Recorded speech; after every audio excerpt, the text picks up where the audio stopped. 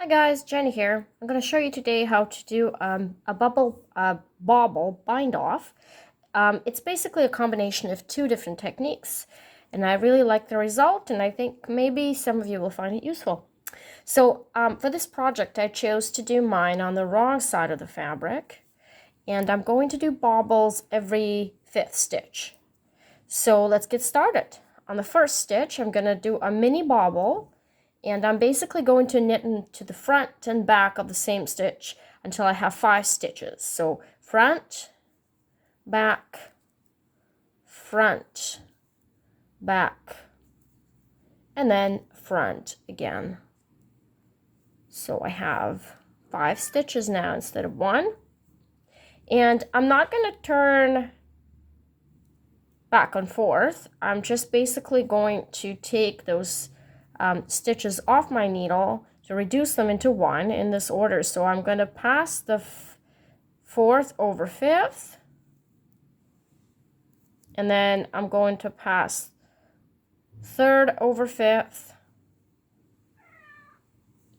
and then 2nd over 5th, and then finally 1st over 5th.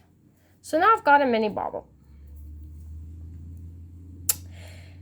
Next 4 stitches I'm going to bind off, but I'm going to use Jenny's extra super stretchy bind off.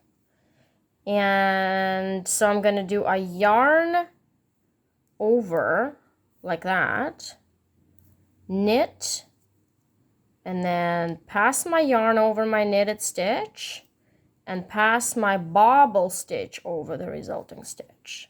So now I've got 1 stitch bound off after the bobble. 2nd stitch, same thing.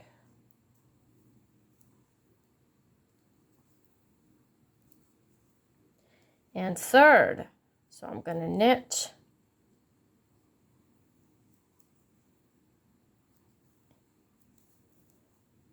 and 4th.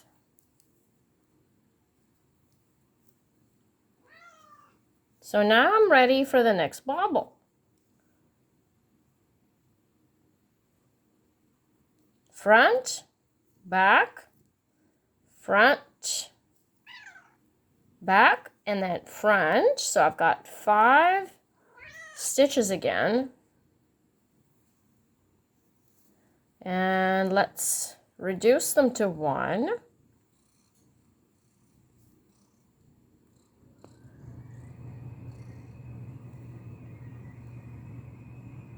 Oops.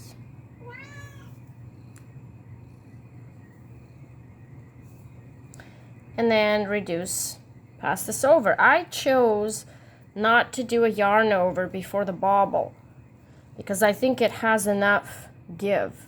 Sorry, my cat is in the way. But you could also do it that way too. The important part is for you to have a very flexible bind off, especially for a shawl. And I think that this bind off is mostly used for shawls. So 2nd, and then 3rd,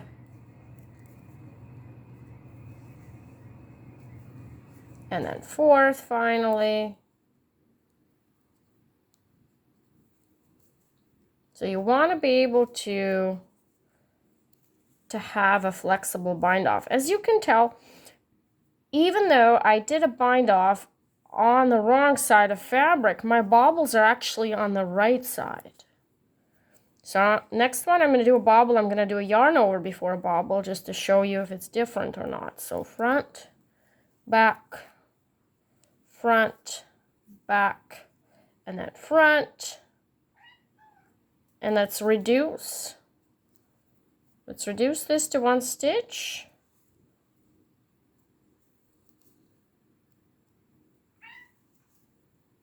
All right, and then let's reduce this and then this.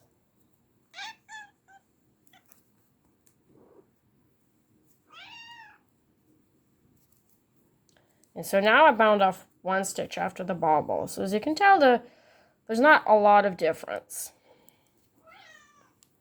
But anyways, this is a bubble bind off, and hopefully you can easily add this to any of your projects. So yeah, hope you learned something new, and as always, comment and tell me what you'd like to see next. Thanks, and have a great day.